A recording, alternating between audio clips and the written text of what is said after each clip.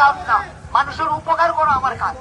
আমি আমার নেতৃবৃন্দকে বলবো যে আমরা আজকের জন্য এখানেই সমাপ্তি টানবো। আপনারা সবাই চলে যাবেন, কোনো জায়গায় যেন রাস্তায় যানজট না হয়। আমি সবাইকে লাখ লাখ শুকুর আল্লাহর দরবারে যে আল্লাহ আমাকে এই জায়গায় নিয়ে আসছেন। এখন বাকি আমি এলাকার কাজ করে, এলাকার উন্নয়ন করে আমি আপনাদের ঋণ পরিশোধ করব। সম্মানিত নেতৃবৃন্দ, আমার জন্য আপনারা দোয়া করবেন যাতে আমি আপনাদের এলাকায় কাজ করতে পারি, এবং আপনারা এই শ্রীমঙ্গলবাসী আমাকে বিপুল ভোটের মাধ্যমে জয়ী করে আমি আপনাদের সবার কাছে কৃতজ্ঞ। হিন্দু মুসলমান আমাদের এখানে 29 জাতি গোষ্ঠীর বসবাস।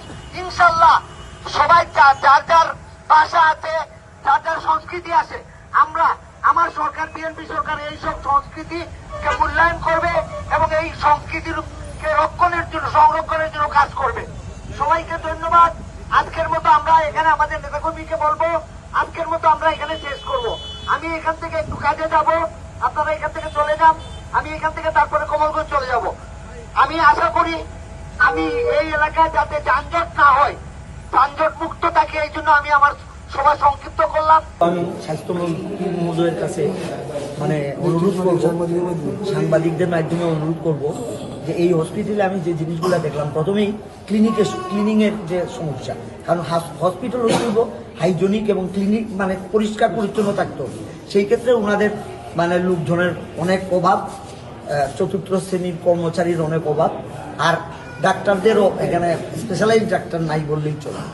তো স্পেশালাইজড ডাক্তারেরও এখানে অভাব। এবং ওনারা যে কথাটা বললো আমাকে অ্যাম্বুলেন্সের ব্যাপারে, শ্রীমঙ্গল একটি অনেক বড় শহর, এখানে এটা পর্যটন শহর, এখানে পর্যটকরাও আসে, সবাই যদি এখানে সুবিধা নিতে আসবে, এইরকম অবস্থা দেখলে মানুষ পর্যটনের প্রতি বিমুখ হবে।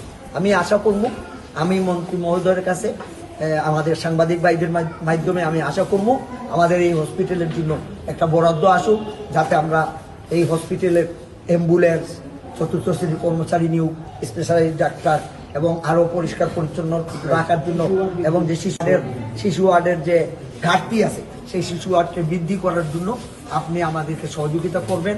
আমি আমার সরকার বিএনপি সরকার, আমি স্বাস্থ্যমন্ত্রীর কাছে অবশ্যই যাব, এবং আমার শ্রীমঙ্গল পর্যটন এলাকা, সেখানে আমার অনেক সুন্দর হসপিটাল প্রয়োজন।